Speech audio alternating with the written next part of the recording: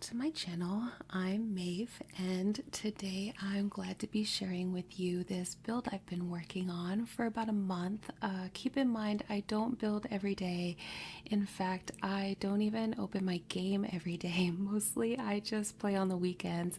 But anyway, this is the second build that I've created out of this old book. It's like a catalog from sometime in the 80s, basically before the internet. When you wanted to build a house, you would call up one of these companies and they would send you a catalog full of floor plans with photos or sketches, and you could then order the actual blueprints. So there's like ordering instructions and an order form in the back of this thing.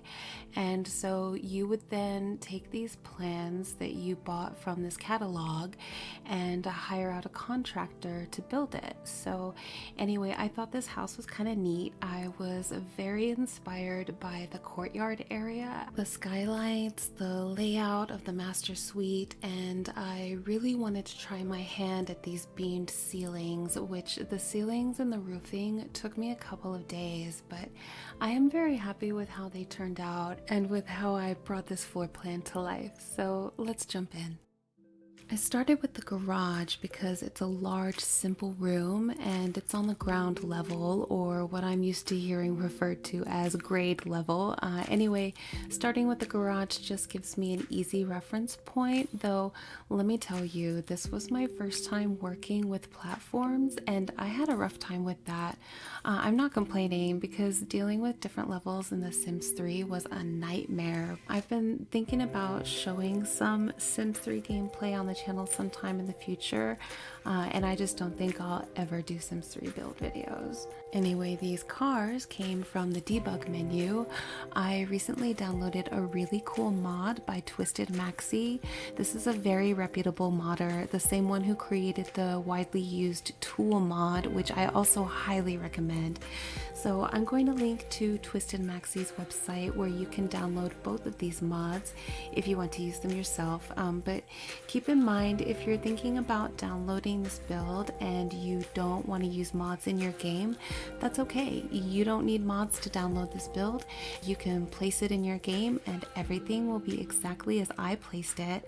But let's talk about Better Build By. This is such a great mod because it integrates all the debug items, the hidden objects, the live edit objects into the rest of the catalog, and also names all the unnamed ones so that you can search for them. This mod also enables use of the eyedropper tool to duplicate these items, which previously you could not duplicate them. So it just makes building so much more convenient. And if you're a builder who likes to use these items, you need this mod in your life. So look for that link in the description below. And you can see here I'm having some difficulty with the doors snapping to the wrong level, and this is due to the platforms, but it's still coming along. I've laid out the laundry room, these stairs near the washer and dryer, which are actually supposed to be going down to a basement, but I didn't feel like messing with that right away, so I just put them there as a placeholder before moving on to the kitchen. Later I'm going to end up moving this build to a larger lot, and for some reason a whole bunch of stuff disappeared when I did that, including pretty much the whole kitchen. So I had to completely redo all of that, and you'll see that here in a minute. But the floor plan also specifies that this breakfast nook was supposed to have a desk in it, and I'm sure it's supposed to be a built-in. There are a lot of built-ins on this floor plan that I kind of ignored and just put something there. Yeah, I just put a mid-century desk in there and I thought it looked just fine like that. Although I do want to experiment more with built-ins in the future, and I do have some really cool tutorial ideas saved, so we'll see. Anyway, speaking of tutorial ideas, I've seen like dozens of videos from various people where they've used these debug canvases and other debug items to make these sleek white cabinets, so I decided to try my hand at that in both of these bathrooms. At this point in the build, I don't really know exactly what style I'm going for, but I'm really committed to these dark wood tones. And here I've completed one wing of the house, and now I'm starting to work on the other wing. So over here we have like a little hallway that kind of circles around to a bar area, but also leads to the 2 bedrooms. This build actually ends up having a loft also, which was not included in the original floor plan, and I'll explain that momentarily, but I added a Murphy bed up there, and I put a double bed in each of the rooms that were included in the original plan.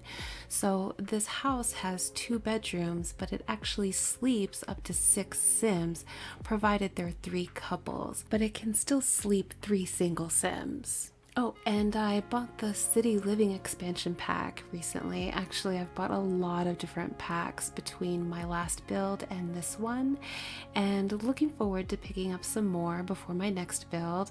But yeah, because I have City Living, I was able to place these closets, and as I get further on, you'll see I used a lot of stuff from Eco Lifestyle as well, which I'm also looking forward to introducing to my Legacy games soon. I really need to explore the gameplay aspects of all these packs I've recently bought so I can make builds that are practical for gameplay. And I noticed as I was playtesting the build, I ran into trouble because my power consumption is too high. So my lights keep getting cut off even though I have plenty of money. So I'm gonna have to do some research about that before I can record a fly through or anything. But I also downloaded Get Together and got to play around a little bit with the clubs feature yesterday, which I thought was a very cool game mechanic that's going to really help me in my Legacy game. But a new paranormal stuff pack is coming out in just a couple of days, and I know it's gotten some criticism because Bonehilda doesn't have her coffin, but it looks like it'll really enrich the gameplay and includes a lot of crossover applications to other packs. So I'm really impressed with it, and while I might not download it right away because right now I'm trying to collect the more mundane packs, I'm definitely going to get all the packs eventually, and that includes the paranormal stuff pack and even the infamous Journey to Batu.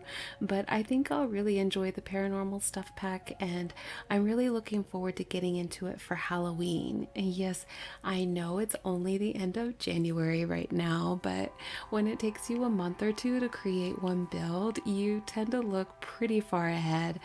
Plus I really love Halloween, so I'm always looking forward to it either way.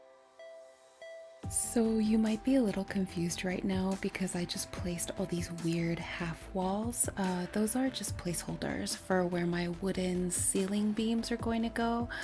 Basically you place a half wall or a fence, and then you click on them to add spandrels, and then you delete the half wall or the fence that you placed, and the spandrels remain there.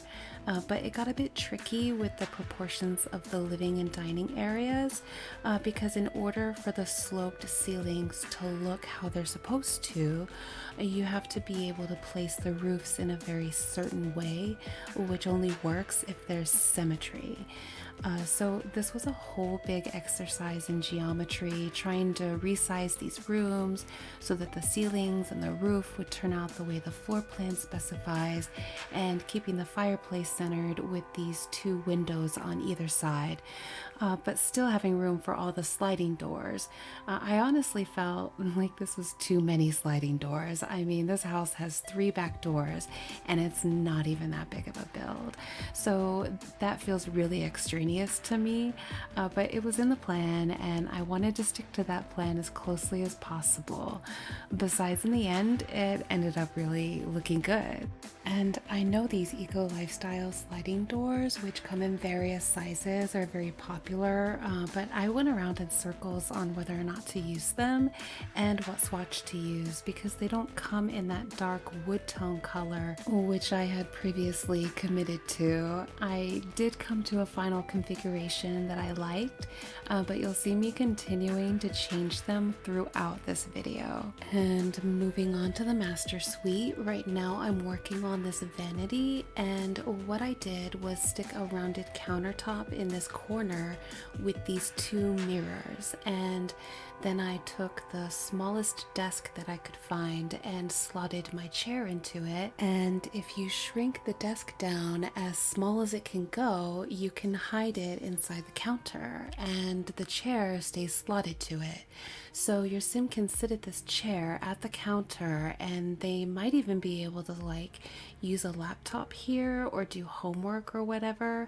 Although it's going to look weird because I cluttered the entire countertop with cosmetics later. So like if their homework booklet, for instance, or their laptop is on the counter, it's just going to clip into those other items, but it'll still be usable. Anyway, the point of this was that I just wanted to be able to sit my sim down and have it look like she's getting ready to do her makeup or she just did her makeup. So the vanity isn't functional in the sense of being able to have your sim sit down and make up her look. This is just like a part of the original design, and one of the things that really drew me to this particular floor plan in the first place. Something else that really drew me to this build was the master bathroom, because there's a skylight in each bathroom, but the master bathroom also has the bathtub up on this platform, and it's a little different than what I ended up doing here because, you know, as I've said before, the proportions in the Sims can make it difficult to match real life builds exactly. And I could have done it like how it looks in the plans, but I would have had to make the bathroom much bigger, which would have thrown off the size of the whole master suite, which was already almost too large. So while I'm not 100% pleased with how this bathroom turned out, and maybe I went a little overkill on the platforms, oh, what can I say? These platforms just got me excited. And here I'm just working on the fireplace area. I really wanted to make this a focal point of the build, even though in the floor plan it's really not. But I just had all this space and didn't want to divide it between a fireplace and a TV, so I put the TV on the fireplace like in my last build. But anyway, just like I said, the platforms got me excited, but I did spend a lot of time playing around with different ideas because by this time I've started to get a feel for the aesthetic I wanted to go for with this build, which is kind of like early 70s / early 80s, because I love brick, and I started with red brick, but with the wood tones leaning more towards the warm side, and my test sim having more of a cool summer color profile, I wanted to juxtapose the cool gray with the warm browns so that any sim would look good in this build. And as I did that, I just started to get this really strong, like, Dungeons and Dragons vibe. I mean, not in the sense that it feels like a dungeon, because it doesn't, at least not to me, but in the sense that I've played D&D in a lot of houses that had exposed brick inside somewhere or a lot of wood paneling, so I just really associate this look with tabletop gaming and science fiction books and Lord of the Rings movies and listening to Led Zeppelin, even though I'm only in my 30s. Anyway, now I've fixed the stairs and I'm adding the basement, which I didn't really do anything with. I think I might have put like a candle making station or something down there, but I might have taken it back out. In any case, there is a kind of like the beginnings of a basement down there. So if you need to expand your home, it's much easier to expand downwards rather than upwards or outwards. And expanding into the basement also means that you don't have to make any changes to the exterior. But personally, I think if I were to play this build, I would probably never even enter the basement and would forget that it even exists. Unless maybe I stuck a media room down there or something, I just don't think I would use it. A lot of the builds in the book that I've been using have stairs that go down to the basement, and then the basement isn't actually featured in the plan. So I guess in real life, if you were building one of these homes, that would just be an unfinished basement, and that's pretty much what I ended up doing here. So if you do download this and you do a little basement renovation, I'd be pretty interested in seeing how it turns out. So be sure to let me know. You can reach out to me on my Facebook page, which is named exactly the same as this channel, Mavelous. It's like marvelous, but switch out the R for an E. It's a pun on my name. And you can also find me on Instagram. Look for Mavelous YT as in YouTube. You're welcome to follow me, share my content, comment on all my stuff, especially here on YouTube. It really helps me out. And speaking of helping me out, it also really helps if you subscribe and click the bell next to the subscription button, which will enable push notifications. So you'll know as soon as I publish each new video, which I am now doing every Monday. And I also absolutely love chatting with you in the comments. So please show me some love, and I'd really appreciate it, as it helps me to build my channel here, which I really want to be successful. But back to the build. As you can see, I did all of the roofing off screen. That's because it was so difficult. I actually spent 2 whole days, like not 48 hours of building. Today's video represents about 10.5 hours of recorded footage, which I then edited. And that doesn't include when I was building but not recording. But yeah, I worked on the roofing over the course of 2 days. But anyway, now I'm just adding the outdoor lighting, and I did this really cool thing, which I'm very proud of. I have this plumb bob light, which now that I think of it, I think this is a special item that might only show up in your game if you played Sims 3, and specifically there's a lot of different colored plumb bob lamps in the Sims 4, which you get for each Sims 3 pack that you had installed. And I had all of the expansions, none of the stuff packs though. Anyway, the lamp is blue, but you can change the color of the light that emanates from inside it. So I turned that light to yellow, and now I have this plumb bob garden statue that's this pretty blue during the daytime, but at night it shines green, and it looks super cool to me.